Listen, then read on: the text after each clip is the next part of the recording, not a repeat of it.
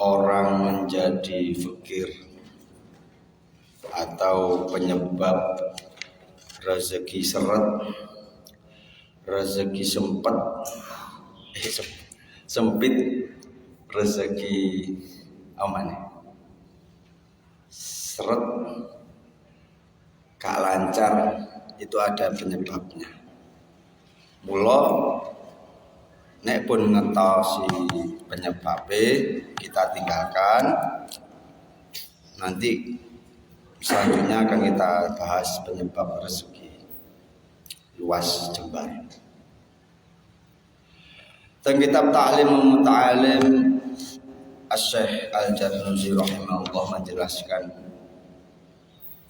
qala Rasulullah sallallahu alaihi wasallam, la yuradul qadra illa du'a, tidak ada yang bisa menolak takdir kecuali doa.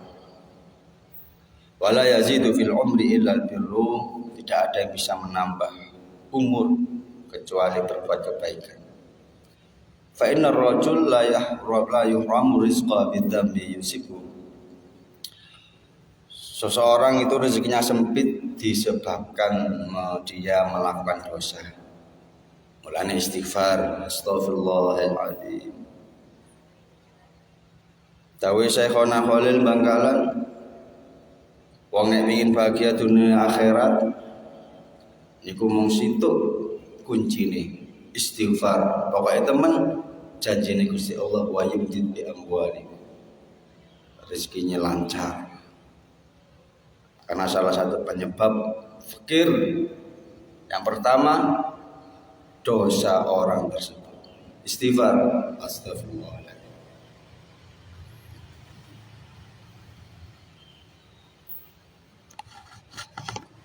Wan naumu uryanan, salah satu dan penyebab-penyebab yang lainnya adalah tidur telanjang tanpa pakaian. Tapi nek wis bojo dianjurkan satu selimut sunai. Pak Zainal, Pak Tri, aja lali satu selimut. Larangan itu yang belum nikah.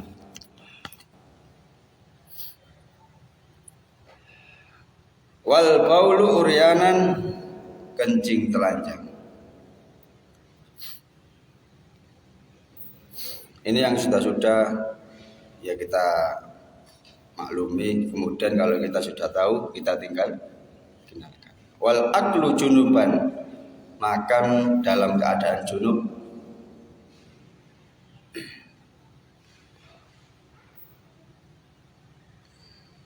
Romo Kiai Haji sinten niku Kedinding itu menjelaskan kalau orang ingin aib-aibnya ditutupi oleh Allah, itu kalau junub segera mandi.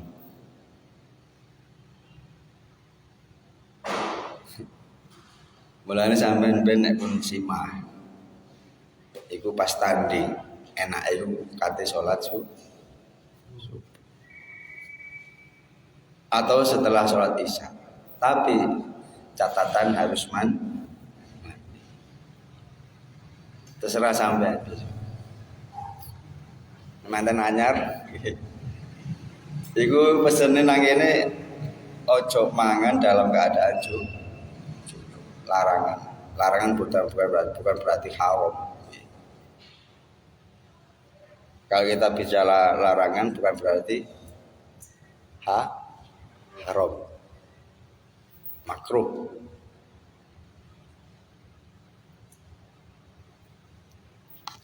Kemudian muttaqi'an ala janbin, makan sambil tidur miring. Itu penyebab orang menjadi rezekinya sempit, penyebab orang fakir.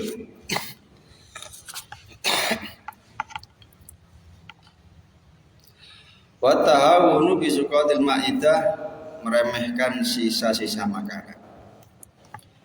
Sekedar ada satu upoh nasi itu sampean ambil. Bahkan kesunahannya itu ketika ada yang jatuh selagi itu tak mudorot, ambil taruh di piring, kita makan. Intinya nomor 4 ini sampe nek maem aja sampai tinggal sisa saupo. Mergo niku nggarano rezeki jembar lancar. Mulanya salah satu filosofi makan itu kita harus menunggu lapar. Biar kita tahu nikmatnya saupoe nasi. Sebutir nasi nih loh, jangan pernah diremehkan. Karena keberkahan kita nggak tahu di mana letaknya sebutir nasinya. Jangan-jangan yang kita remehkan jatuh itu ada berkahnya. Kita makan di piring, kemudian kita selesai masih ada berapa sebutir nasi. Nah itu harus kita bersihkan sebersih-bersihnya. Bahkan kesunahannya menjilat jari. Karena nasi yang ada di jari ini siapa tahu itu barokah. Kemudian waharku fashril basali wathumi, membakar kulit bawang merah atau bawang putih. Oleh kulitnya bawang abang dan bawang putih itu mboten asal diobong.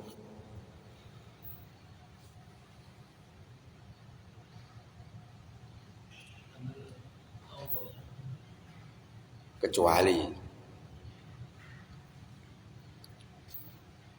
kulite duduk bawangi, nek bawang putih iku alek iki sing gurune kae dikunyah lek karena kuat lek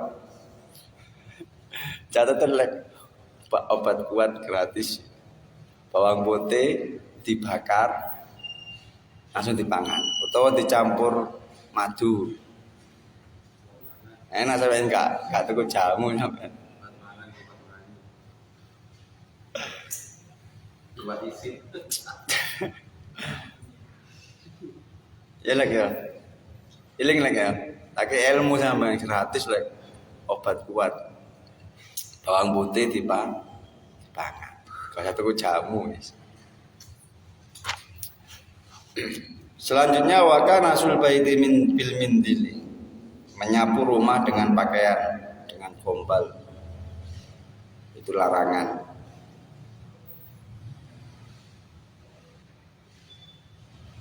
Nyapu ya biasa.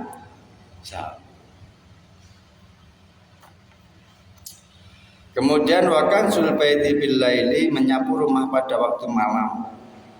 Itu mboten pareng. Larangan dijauhi karena itu ada penyebab seseorang rezekinya sempit, penyebab orang itu menjadi fakir. Nyapu ketika malam nek rusuh Gus ya dijupuki ae, dijupuki dibuat sampah. Larangane iku nyapu, tapi nek jupuki kotoran nang jero omah mboten napa.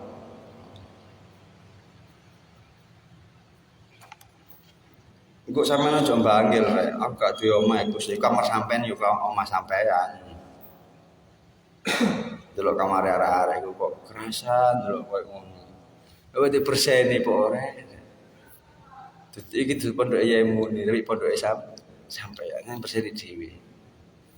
Ala pondok Yai Muni kata perseni. Ya, keliru. Iki pondok sampeyan, sampean nggone sampeyan an-nadhafatu minal iman. Kebersihan itu sebagian dari mulane wong nek gak bersih ku imane perlu pertanyakan. Dibersihni. Arek-arek Gus, sampe bersihni ngerusu itu. Ini kebuat baikan ya. In ahsantum li anfusikum. Hal jazaa'ul ihsanu illal ihsan. Tidak ada balasan kebaikan itu kecuali kebaikan. Ya ini orang zaman sekarang itu gak gelem nyapu tapi gawe rusuhan. Kita fair nek gak gelem nyapu ya aja gawe regen. Ini pola pikir yang harus kita bangun. Dibersihni kamare, nggih. Dijadwal aja. Senin Alex, Selasa, Sopo. Kemudian watarkul kumamati fil baiti, membiarkan sampah di rumah. Nah, itu sampah-sampah di rumah itu jangan sampai tandon.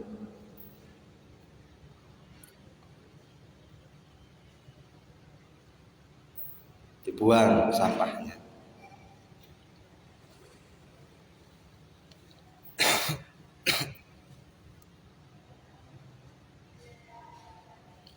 Kemudian wal masyu qutamal masyayikh, berjalan atau lewat di depan orang tua, di depan mukanya orang tua. Apalagi kalau orang tua duduk sampai nggak boleh berdiri sebelum orang tua. Orang tua berdiri, duduk harus orang tua terdahulu.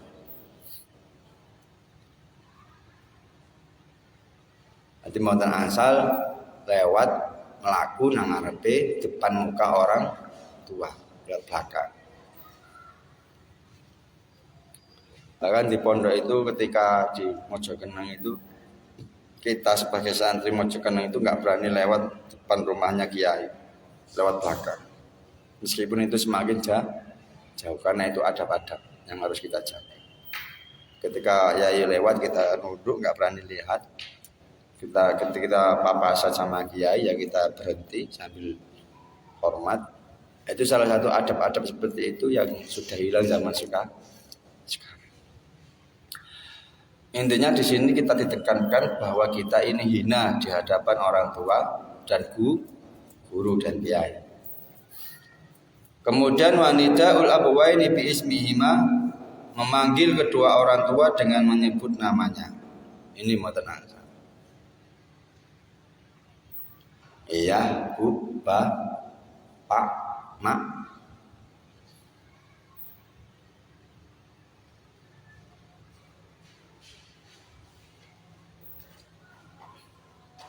Atau sampai enggak nyebut nama ayah, tapi nyebut nama ayahnya temannya, itu sama saja.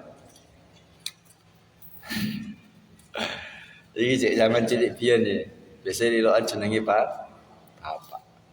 Nah itu kata Rasulullah, celaka betul orang itu menjelekkan orang ayahnya sendiri. Ada tak ya Rasulullah anak mencela orang tuanya? Ada. Siapa itu? Ya orang yang memanggil nama ayah temannya. Itu sama saja mengolok ayahnya sendiri. Paham nggih? Kemudian wal khalalu bikulli khosyabatan, menusuk gigi dengan memakai kayu asal ketemu.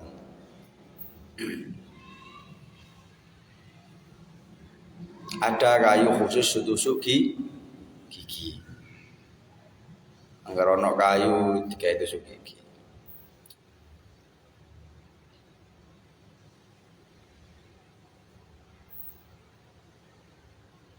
Tapi nek sampean mangan tahu ya gak mungkin keselilitan. Cara mangan daging keselilitan. Kemudian wa ghuslul yadi bitini wa turab, membasuh tangan dengan endut itu apa ya? Apa Pak Tri?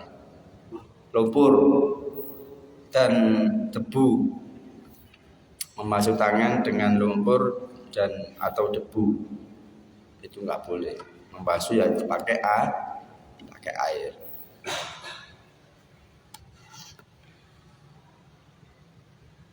Kemudian wal julus alal atabati, duduk di atas tangga pintu. Artinya oma-oma itu kayak oma Pak Zainal itu lah ada sih tangga pintu, tangga menuju pintu. Itu nggak boleh duduk di situ. Kayak oma kula lah ono tangga kecil itu. Tek. Itu kita pelajari, ternyata di situ ada cerita ketika rumah itu ada tangganya. Itu setiap ada tamu yang masuk dan masuk ke rumah kan naik tangga depan pintu itu. Setiap tangganya itu diberi kebaikan sama Allah. Ini filosofinya kenapa kok rumah itu depan pintunya ada tangga. Mulane sampe nek duwe rumah omah, mending bangun omah, amin. Iku ngusahno akeh tanggae. Meskipun cilik-cilik gak apa-apa. Ya 3, 4, 6 tangga depan pintu nih lho. Kau ojo tuku-tuku rek nemen biasa. Standar. Itu filosofinya gitu. Karena kalau kita ada tamu, setiap tangga itu dihitung kebaikan dan akan dihapus dosa-dosa kita. Jadi nek gawe omah ojo pintu langsung dalan langsung pintu ojo. Dikai ondo cilik lah. Kemudian walitika wa ala ahadi zaujil babi, bersandar di tepi pintu. Iki nek wong Jawa ngarani aja lungguh ngarepe lawang ngarano.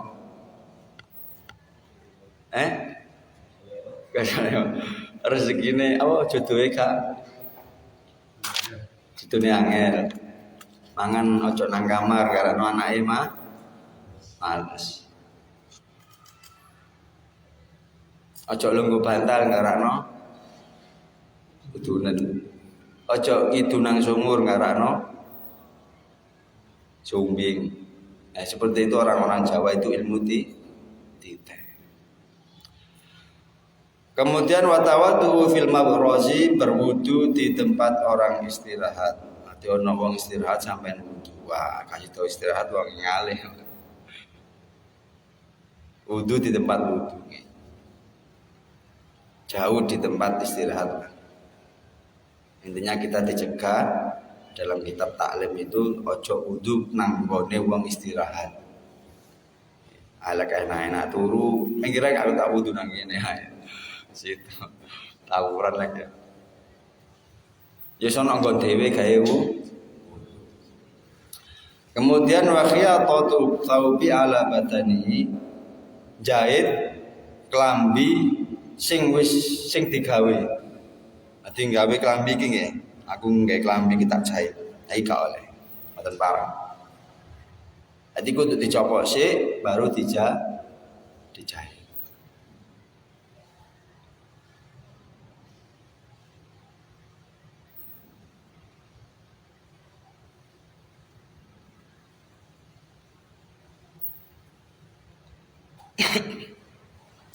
Baiku kelambi, baiku sarung, baiku celana, baiku katok, baiku serban, nek pingin jahit dicopot di sik.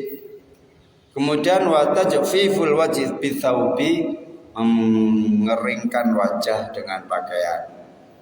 Atau sampean nek pas keringetan niku larangane ojo ngusap keringet ambek klambi. Atau ketika sampean selesai wudu sampean andui, itu makruh. Jadi kudu kering sendiri. Intinya di sini kita ada larangan dalam kitab taklim itu mengeringkan wajah dengan pakaian.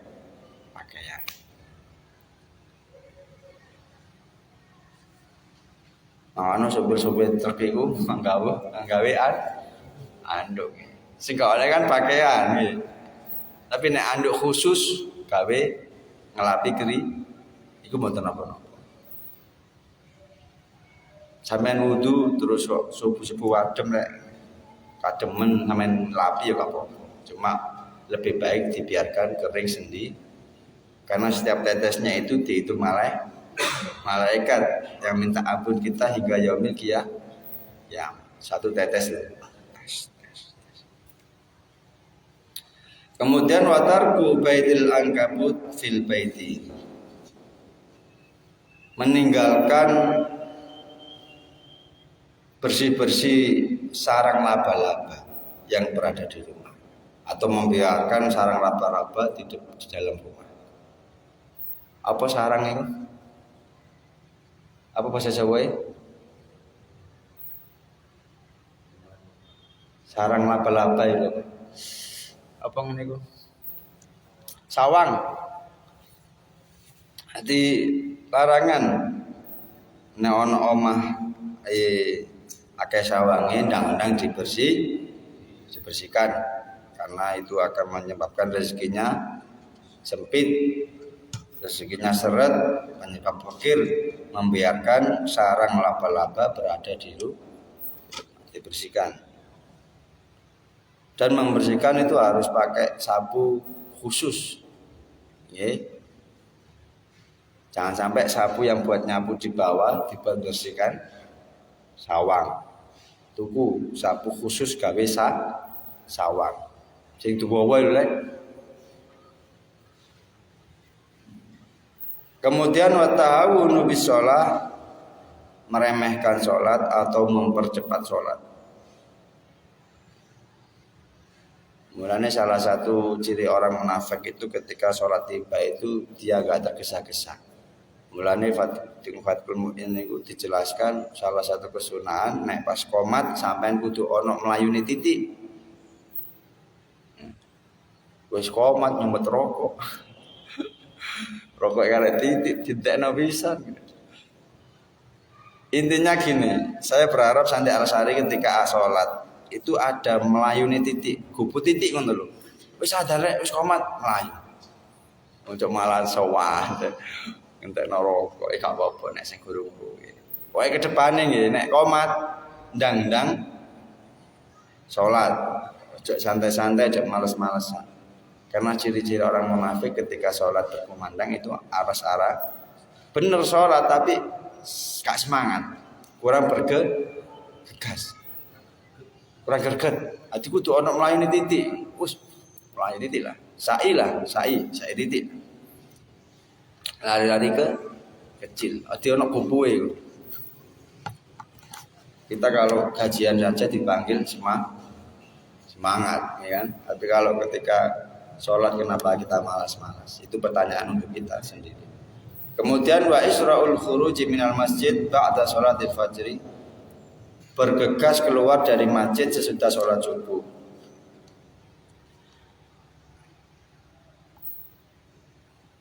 Terlalu akas dia keluar masjid setelah sholat subuh. Intinya ojo kesusu metu teko masjid sawise sholat subuh. Gulu-gulu sak jam setengah atau menunggu matahari terbit. Intinya salam ojo langsung pencing, wis wiritan sik lah. Donga-donga sik, dikir-dikir sik, sholawatan sik. Kemudian wal ibtikaru fi dhihabi fil suq, berangkat ke pasar pagi-pagi buta. Jadi isu lah ono, isu peteng sih ini kan ada kan pagi tapi masih gelap, itu larangan pergi ke pasar. Nunggu sudah ada pencerahan, ada cahaya sedikit. Tapi naik sampean kepepet ya kan. Dan intinya semua di sini itu bukan haram, nggih. Tak jelas namanya. Yang saya jelaskan tadi bukan haram. Dene nek kepepet nggih mboten napa. Semisal sampean kate nang Wali Songo, berangkat isu sampai nang dolek sarapan nang pasar ya gak apa. Kecuali orang berangkat. Pulaan. Wis pokoke tak jelasno nang kene duduk haram, cuma lebih baik kita tinggal. Kemudian wal ibta'u fil ruju'i minhu, keluar dari pasar paling akhir. Wis nang kalau kita artikan pasar ya juga mall juga termasuk gitu.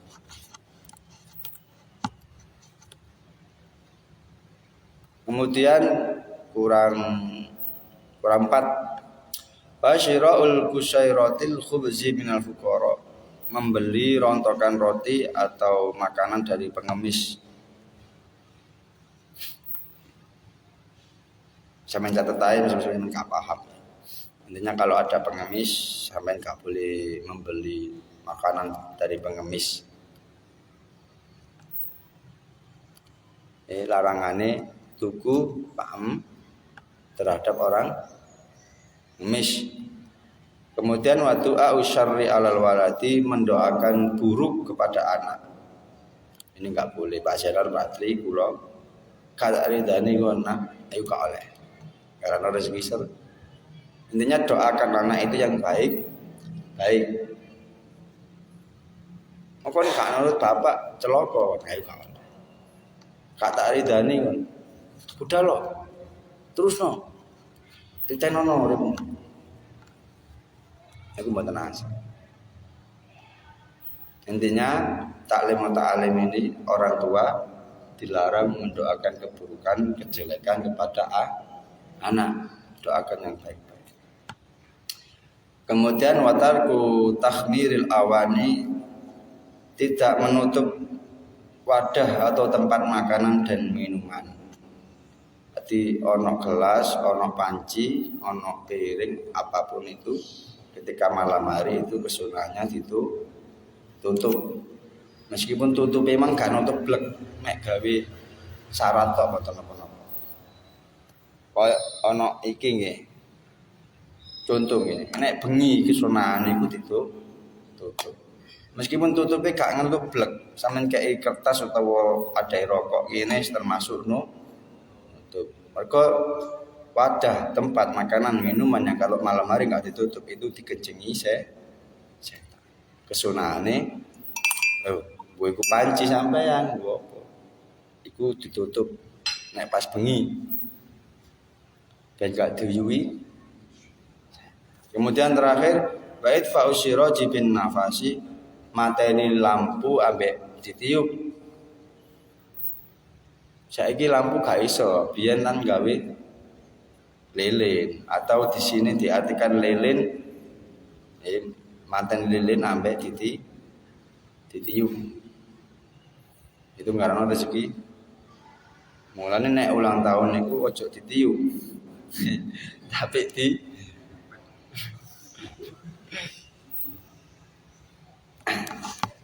tambahan-tambahan ada lagi pakai suri yang rusak gak boleh. Amin tulis. Suri sing putul, surine gak oleh. Isinya suri mang gak oleh rusak. Apa suri? Jungkas ya. Sisirnya gak boleh rusak. Memakai sisir yang rusak itu rezeki sempit. Kemudian kata Mbah Mun tambahan meludah di depan pintu sama meludah di depan jendela itu rezeki sempit. Meludah di kamar mandi, menunda kebaikan banyak sekali. Ini tambahan-tambahan kemang meludah di depan pintu, meludah di depan jendela, sama meludah di kamar mandi. Pun moga-moga barokah manfaat.